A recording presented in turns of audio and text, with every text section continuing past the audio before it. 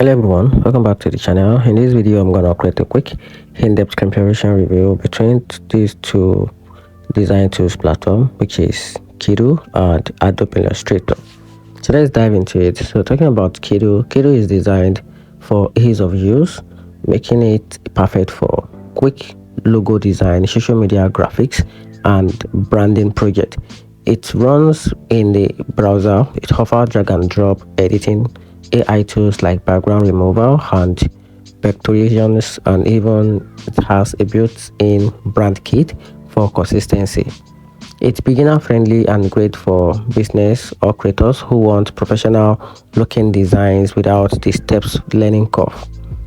While Adobe Illustrator, on the other hand, is still the gold standard for vector design in 2025. It delivers unmatched precision, AI advanced features like generative expanse and shape fill, the powerful topography tools that professionals rely on.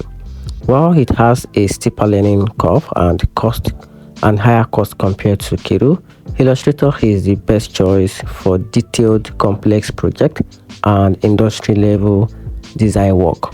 And that's it. Hope you find the video helpful. If you did, turn on the notification button and subscribe for more videos.